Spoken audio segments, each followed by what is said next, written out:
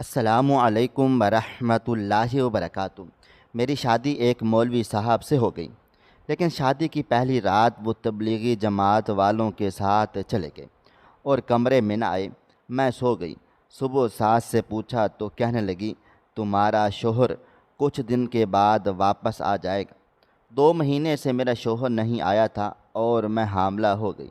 ساس نے بدکاری کا الزام لگا کر گھر سے باہر نکال رہی تھی کہ اچانک میرا شوہر گھر آ گیا اور کہنے لگا اس کے پیٹ میں میرا بچہ ہے، کیونکہ میں دلہن بنی بیٹھی تھی اور کافی دیر گزر گئی تھی، لیکن میرا شوہر کمرے میں نہیں آیا تھا۔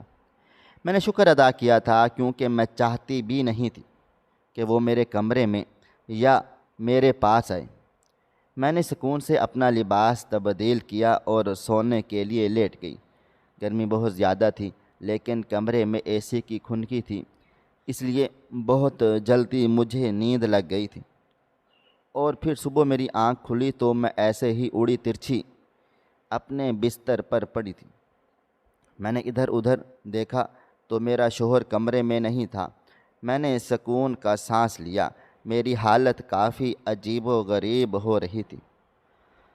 شاید میں کچھ زیادہ ہی گہری نیند میں تھی، اس لیے مجھے اپنے لباس کا بھی ہوش نہیں رہا تھا۔ میں نے اپنا حلیہ درست کیا۔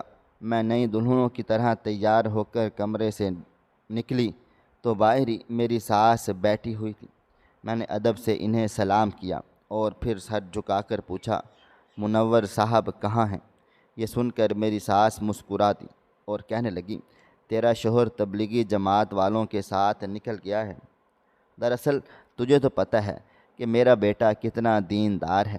کہنے لگا اماں، میں اللہ تعالیٰ کا شکر ادا کرنا چاہتا ہوں جس نے اتنی اچھی بیوی مجھے دی، اس لیے میں پہلے دین کے راستے پر کچھ وقت لگا کر آؤں گا، پھر اپنی بیوی کے ساتھ ایک نئی زندگی شروع کروں گا۔ منور 4 مہینے کی جماعت میں نکل گیا، اس لیے اب تم 4 مہینے سکون سے یہاں گزارو، پھر وہ آئے گا تو میں گاؤں چلی جاؤں گی۔ یہ کہہ کر میری ساس نے میرے لیے ناشتہ لگا دیا اور منور کے چلے جانے کا سن کر میں نے سکون کا سانس لیا تھا۔ کم سے کم 4 مہینے کے لیے میری اس سے جان چھوٹ گئی تھی، کیونکہ میں یہ شادی ہی نہیں کرنا چاہتی تھی۔ یہ شادی کرنا میری مجبوری تھی، ورنہ منور جیسے مولوی کے ساتھ مجھ جیسی لڑکی کا گزارا کہاں ہونا تھا۔ میں بہت ہی زیادہ کھلے مزاج کی شوخ چنچل سی لڑکی تھی، جبکہ منور صاحب کی عادتیں مختلف تھیں۔ وہ تو ہمیشہ نظریں جھکا کر رکھتا تھا، پردے کا پابند تھا، اور مجھے یقین تھا کہ وہ مجھ سے بھی ایسا ہی سخت پردہ کروانے والا ہے۔ لیکن اب 4 مہینے تک آزادی تھی اور پھر میں ناشتہ کر کے اپنے کمرے میں آ گئی تھی۔ اس گھر میں ٹی وی تو تھا ہی نہیں، اور ٹی وی کے بغیر میرا گزارا ہی نہیں تھا، اس لیے میں نے موبائل فون اٹھایا اور انٹرنیٹ چلانے لگی۔ کچھ ہی دیر کے بعد ساری دوستوں سے بات چیت شروع ہوئی اور منور کے نہ ہونے کا میں نے خوب فائدہ اٹھا کر سارا دن اپنی منمانی کی۔ میری ساس اچھی اور نیک عورت تھی۔ اس نے نہ ہی مجھے گھر کا کوئی کام کاج کہا اور نہ ہی کوئی زور زبردستی کی تھی، بلکہ اگر میں اپنے کمرے میں خوش تھی تو وہ میرے کمرے میں ہی مجھے کھانا پانی لا دیا کرتی تھی۔ اپنی ایک دوست سے میں بات کرنے لگی تو وہ کہنے لگے کہ تیرے گھر والوں کو بھی سارے جہاں میں وہ مولوی ہی ملا تھا تیری شادی کروانے کے لیے، اب تو ہماری طرح لائف بھی انجوائے نہیں کر سکتی۔ میں نے خوشی خوشی اپنے دوست کو بتا دیا کہ میرا شوہر 4 مہینے کی جماعت میں چلا گیا ہے، تو وہ کہنے لگی پھر تو آج شام کو ملنے کے لیے آ جا، ہم سب مل کر خوب پارٹی کریں گے، انجوائے کریں گے۔ میں نے انکار کر دیا اور کہا یہ ممکن نہیں ہے، تم لوگوں کو تو پتہ ہے کہ میری شادی کن حالات میں ہوئی ہے اور پہلے ہی بہت سے مسئلے مسائل ہو چکے ہیں، اب میں دوبارہ اس طرح سے نہیں نکل سکتی۔ میری بات پر میری دوست خاموش ہو گئی تھی۔ کافی دیر ہم باتیں کرتے رہ گئے اور پھر اس کے بعد میں نے فون رکھ دیا۔ میرا بھی دل چاہ رہا تھا کہ میں جا کر اپنی دوستوں کے ساتھ پارٹی کروں، لیکن ماضی میں جو کچھ ہو چکا تھا اور جس وجہ سے میری اور منور کی شادی ہوئی تھی، اس نے مجھے فی الحال باہر نکلنے سے روک دیا تھا۔ ایسے ہی دن گزرنے لگ گئے تھے۔ میں سارا دن تیار ہو کر اپنے کمرے میں پڑی رہتی تھی اور میری ساس گھر کے کام کاج کرتی۔ اس نے کبھی مجھ سے شکایت نہ کی تھی، لیکن ایک دن مجھے اپنے پاس بٹھا کر کہنے لگی، بہو، ہر وقت ناخنوں پر یہ نیل پالش نہ لگایا کرو، بلکہ اگر ہو سکے تو نمازوں کا اہتمام کرو۔ میرا بیٹا بڑا نیک ہے، میں چاہتی ہوں کہ تم بھی نیکی کے راستے پر چلو تاکہ میری آنے والی نسل بھی نیک ہو۔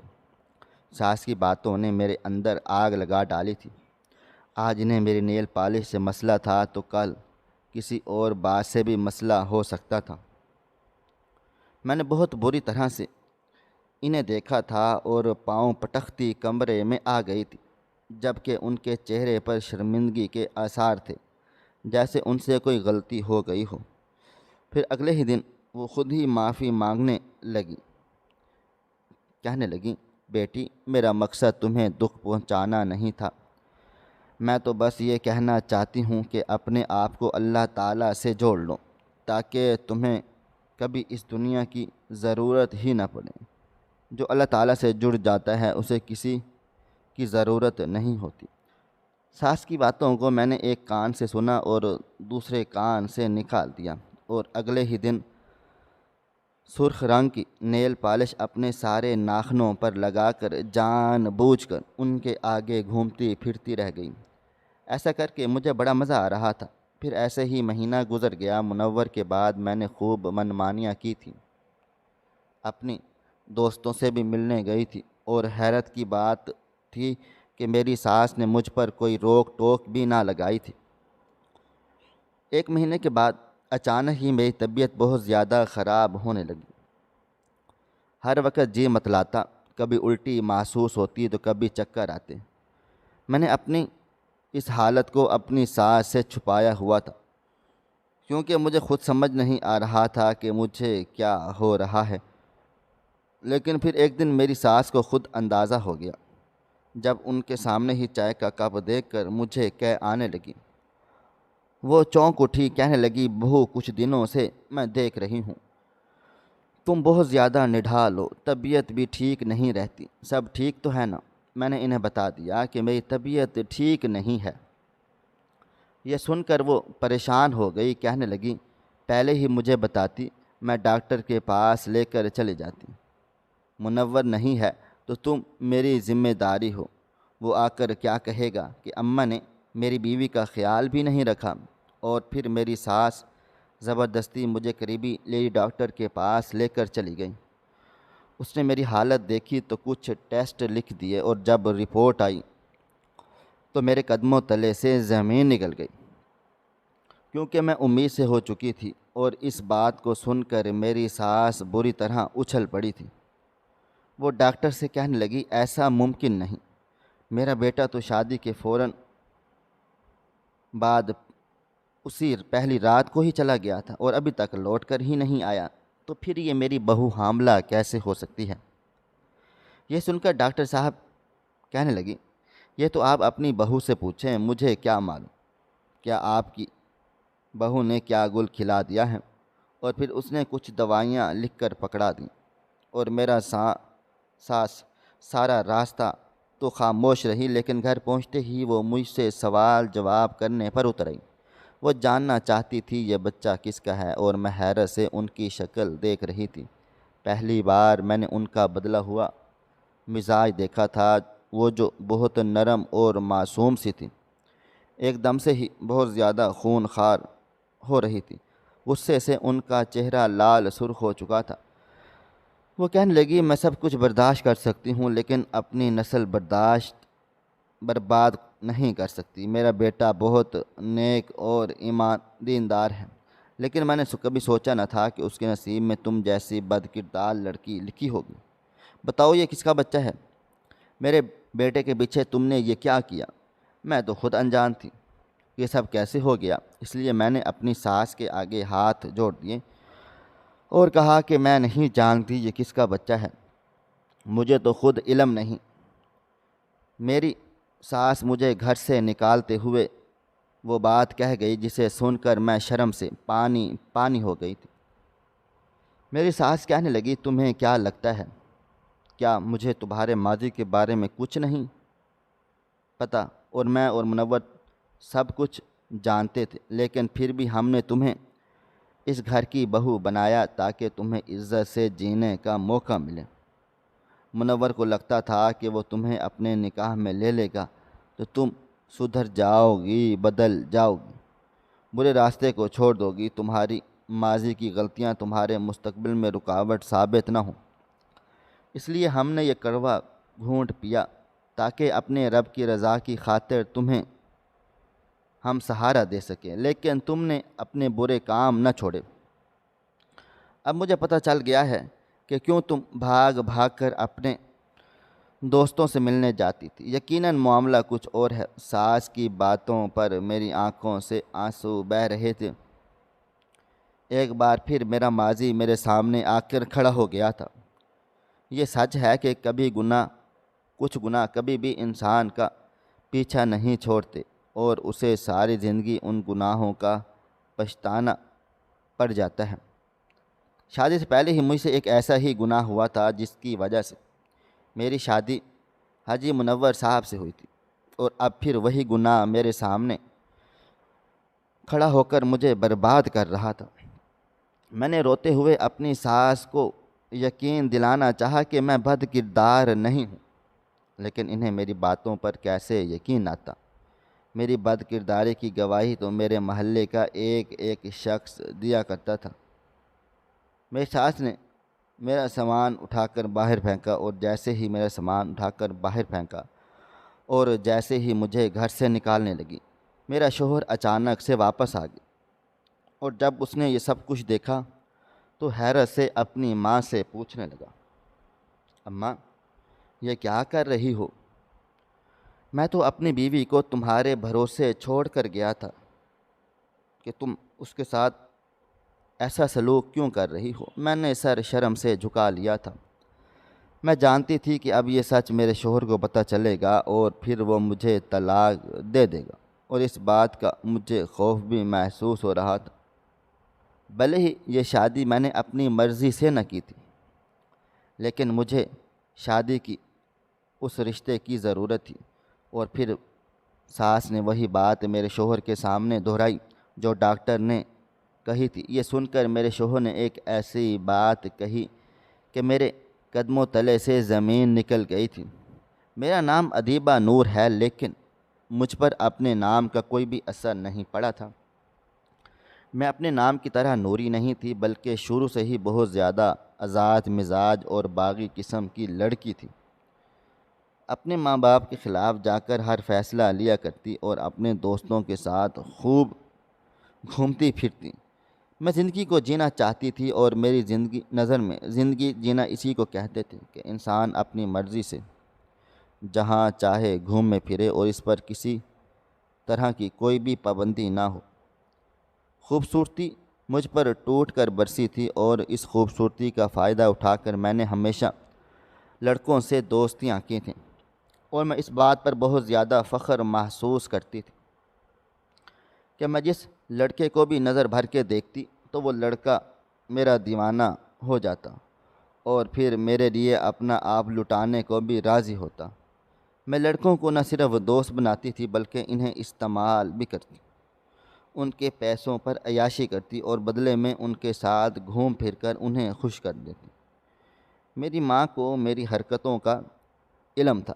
اس نے ہمیشہ مجھے روکنا چاہا، سمجھانا چاہا اور صحیح غلط بتانے کی کوشش کی، لیکن میں اپنی ماں کی بھی نہیں سنتی تھی۔ میں نہ صرف چھوٹی اور لاڈلی تھی بلکہ بہت ضدی بھی تھی۔ پھر میری زندگی میں حمزہ آیا۔ وہ ایک خوبصورت اور امیر لڑکا تھا جو مجھ پر فدا ہو گیا۔ میں نے اس کے ساتھ خوب دل لگی کی اور وہ مجھ پر خوب پیسے لٹانے لگا۔ مجھے اپنے ساتھ ریسٹورنٹ لے کر جاتا، اچھے سے اچھا کھانا کھلاتا، خوب مہنگی شاپنگ کرواتا، اور میں بھی اس کے پیسوں پر عیاشی کرتی۔ پھر ایک دن وہ زور زبردستی مجھے ہوٹل میں لے گیا اور وہاں اس نے مجھے استعمال کرنے کی کوشش کی۔ جیسے تیسے عزت بچا کر میں واپس لوٹ آئی، لیکن اس نے اپنی اور میری وہ تصاویر جو میں نے کبھی ایسے ہی کھنچوائی تھیں انہیں وائرل کر دیا۔ ہر جگہ میری بدنامی ہو گئی تھی۔ میرے ہی گھر والوں کے پاس میری تصویریں آنے لگ گئیں تو میری بھابھی نے بہت ہنگامہ کھڑا کیا۔ محلے والے اگر ہم پر تھو تھو کرنے لگے۔ ان تصویروں میں کوئی بھی ایسی ویسی بات نہیں تھی، لیکن چونکہ میں ایک لڑکے کے ساتھ موجود تھی اس لیے ہر کوئی جاننا چاہتا تھا کہ وہ لڑکا کون ہے۔ میں نے حمزہ سے رابطہ کیا تھا اور اسے اس کی محبت کا واسطہ دے کر کہا کہ میرے لیے رشتہ بھیج دو تاکہ یہ معاملہ ختم ہو، تو وہ خوب ہنسا اور کہنے لگا، تم جیسی لڑکی سے شادی کون کرتا ہے؟ میرا دماغ خراب ہے جو میں اتنی بے حیا لڑکی سے شادی کروں۔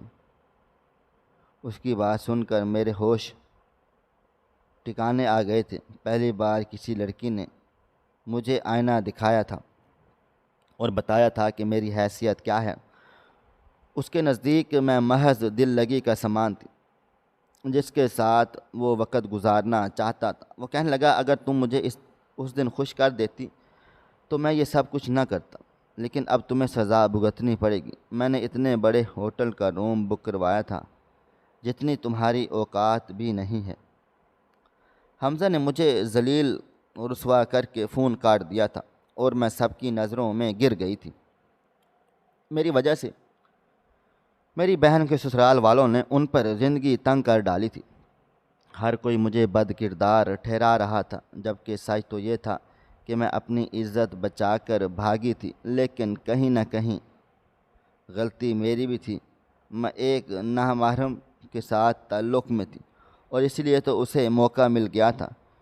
اس نے مجھے برباد کر کے رکھ دیا تھا، لیکن اتنا کچھ ہونے کے پر بھی مجھے عقل نہ آئی، اور جب میرے گھر والوں نے میری شادی کی بات کی تو میں نے صاف صاف انکار کر دیا کہ میں ابھی شادی بھی نہیں کرنا چاہتی، مگر میرے ابا نے مجھے اپنی عزت کا واسطہ دیا اور کہنے لگی کہ مجھے بڑی بیٹیوں کا گھر بھی بچانا ہے اور وہ اپنے سسرالوں میں بہت مشکل زندگی گزار رہی ہیں۔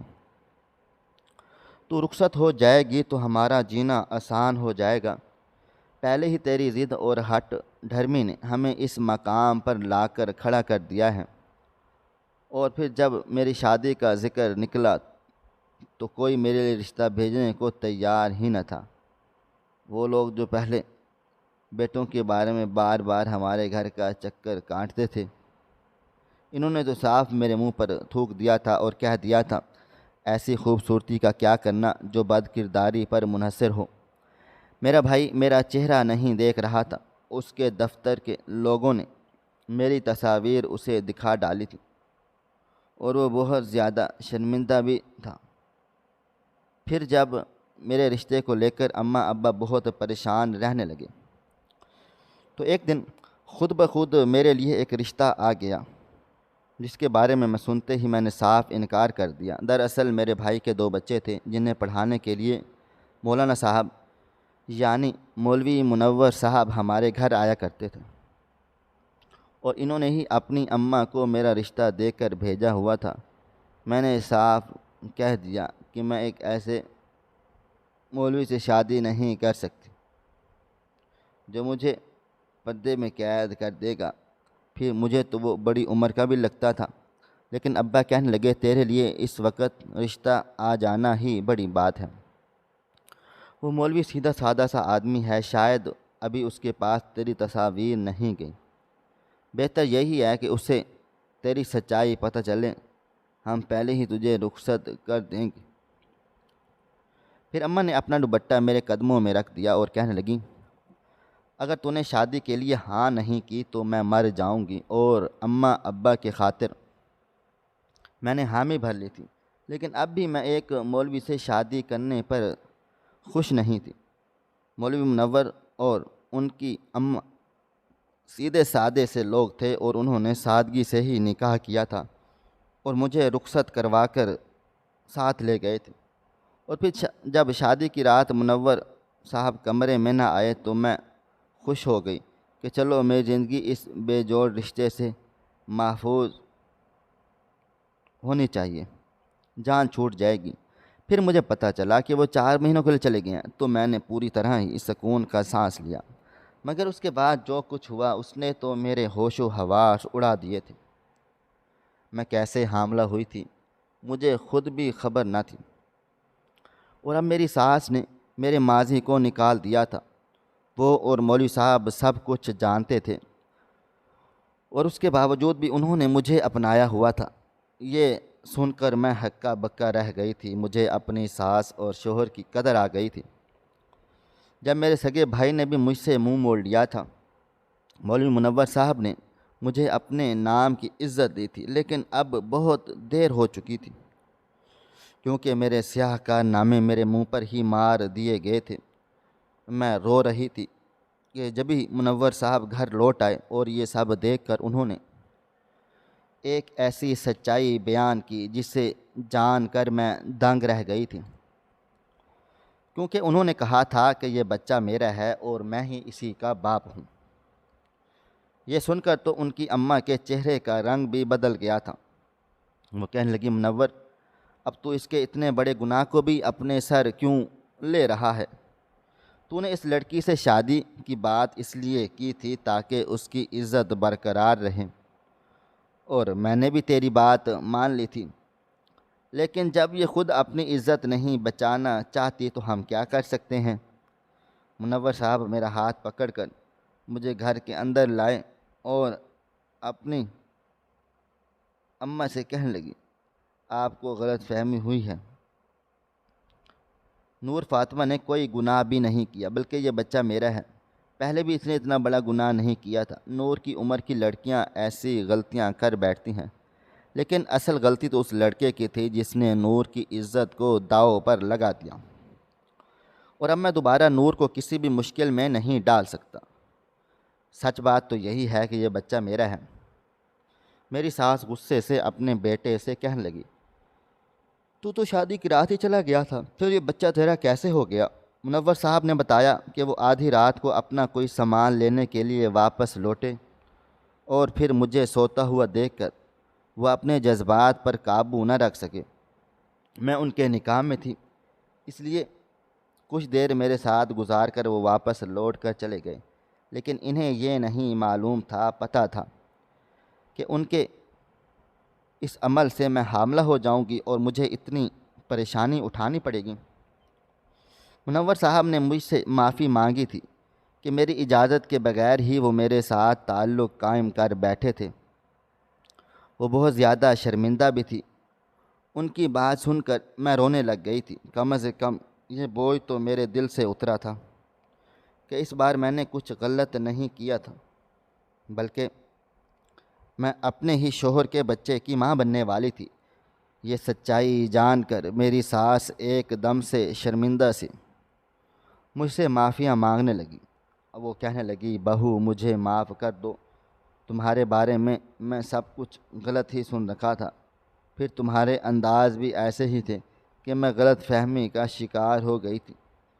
تم رات رات تک اپنے دوستوں کے ساتھ وقت گزار کر لوٹتی، تو مجھے لگا شاید شوہر کی غیر موجودگی میں تم نے کچھ غلط کر دیا ہے۔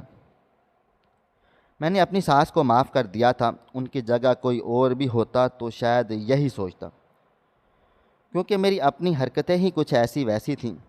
میں نے کبھی گھر کے کسی کام کاج کو ہاتھ نہیں لگایا تھا، سارا دن فون پر مصروف رہتی تھی، پھر اپنے دوستوں سے ملنے رات کو نکل جایا کرتی۔ ساس کے پوچھنے پر کسی بات کا جواب نہ دیتی، بلکہ ان کا دل جلانے کو ہر طرح کے فیشن کرتی۔ جب سے انہوں نے نیل پالش لگانے کو منع کیا تھا، تبھی سے ایک دن بھی ایسا نہ گزرا کہ میں نے نیل پالش نہ لگائی ہو۔ میں نے بھی ساس سے اپنے رویے اور اپنی غلطیوں کی معافی مانگ لی تھی۔ انہوں نے مجھے سینے سے لگا لیا تھا۔ مولوی منور مجھے کمرے میں لے کر آئے اور پھر میرے پاس بیٹھ گئے تھے، اور میں نے پہلی بار ان کا چہرہ قریب سے دیکھا تھا، اور مجھے احساس ہوا تھا کہ وہ بالکل بھی زیادہ عمر والے نہیں تھے۔ بلکہ ان کے چہرے پر سجی داڑھی کی وجہ سے میں انہیں بڑا سمجھ کر بیٹھی تھی۔ وہ کوئی 28-30 سال کے جوان مرد تھے جو بہت ہی خوبصورت تھے، اور سب سے بڑھ کر کے ان کا دل بھی بہت زیادہ خوبصورت تھا۔ میری عزت کو بچانے کے لیے، میرے مستقبل کو محفوظ کرنے کے لیے انہوں نے دنیا کے خلاف جا کر مجھے اپنا نام دیا تھا، پہچان دی تھی۔ مجھے تو لگا تھا کہ انہیں میری بدنامی کے بارے میں علم نہیں ہوگا، لیکن انہیں تو ایک ایک بات معلوم تھی۔ میں خود بخود ان سے محبت کرنے لگی۔ پھر دھیرے دھیرے مجھ پر احساس ہوا کہ وہ بہت ہی نیک تھے۔ انہوں نے مجھ پر زبردستی کچھ بھی مسلط نہ کیا تھا، اور نہ ہی 4 دیواری میں قید کرنے کی کوشش کی تھی، بلکہ وہ اپنی محبت اور اپنائیت سے مجھے دھیرے دھیرے بدلتے چلے گئے تھے۔ مجھے صحیح اور غلط کا فرق پتہ چل گیا تھا۔ میں جان گئی تھی کہ عورت کے لیے پردہ کتنا ضروری ہے۔ آج میں پردہ بھی کرتی ہوں اور اپنے گھر کی 4 دیواری میں عزت اور خوشحالی کی زندگی بھی گزار رہی ہوں۔ اب بھی میں یہ بات اچھی طرح سے سمجھ گئی ہوں کہ پہلی نظر میں کسی کا حلیہ دیکھ کر اس کے بارے میں کچھ بھی نہیں سوچنا چاہیے، جیسا کہ میں نے مولوی منور صاحب کے بارے میں سوچ لیا تھا۔ میں جب بھی کسی کو قمیص شلوار اور داڑھی میں دیکھتی اور وہ دیندار معلوم ہوتا تو مجھے یہی لگتا تھا کہ وہ بہت ہی سخت اور شدت پسند ہوگا، لیکن میرے شوہر نے میرا نظریہ بدل کر رکھ دیا تھا۔ وہ تو بہت ہی نرم مزاج اور محبت کرنے والے تھے۔ انہوں نے جس طرح سے مجھے عزت دی تھی، میں حیران و پریشان رہ گئی تھی۔ اس لیے آج میں سب لڑکیوں کو یہی کہنا چاہوں گی کہ غیر لڑکوں کے چکر میں اپنی زندگی برباد نہ کریں، کیونکہ لڑکوں کا تو کچھ نہیں جاتا، لیکن ہم لڑکیاں پوری زندگی کے لیے تباہ و برباد ہو کر رہ جاتی ہیں، اور یہ کسی کا مقدر ہے۔ ہر جیسا بھی نہیں ہوتا، ایک جیسا بھی نہیں ہوتا کہ جسے منور صاحب جیسا شریف اور عزت دار مرد مل جائے۔ منور صاحب کا کردار بہت اعلیٰ، اور ایسے کردار کے لوگ بہت کم ہوتے ہیں۔ میں خدا کی شکر گزار ہوں کہ مجھے ایسا شخص ملا۔ شاید میرے ماں باپ کی دعا کوئی قبول ہو گئی ہو۔ آج میں ماضی میں پلٹ کر جھانکتی ہوں تو یہ سوچ کر ڈر جاتی ہوں کہ اگر میری زندگی میں منور صاحب نہ آتے تو کیا ہوتا؟ کیا میں آج بھی اپنے ماں باپ کی دہلیز پر بیٹھی ہوتی؟ کیا میری وجہ سے میری بہنیں ساری زندگی تانے سنتی، یا پھر میرے ماں باپ میرے دکھ میں مر جاتے؟ بہت کچھ غلط ہو چکا تھا، لیکن اللہ تعالیٰ نے میرے نصیب میں منور صاحب کو لکھ کر میری دنیا بدل ڈالی تھی، اور میں آج اپنی خوش قسمتی پر نازا ہوں۔ ایک بیٹے کی ماں ہوں جو حافظ قرآن بن رہا ہے۔ میں اسے بھی دین کے راستے پر چلاؤں گی، اور میری دعا ہے کہ وہ بھی اپنے باپ کی طرح نیک اور عزت دار بنے، اور دوسروں کی عزتوں کو سنبھالنے والا بنے۔ جس طرح اللہ تعالیٰ ہمارا پردہ رکھتا ہے، ہمارے عیب چھپاتا ہے، ہمیں بھی دوسروں کے عیبوں پر پردہ ڈالنا چاہیے۔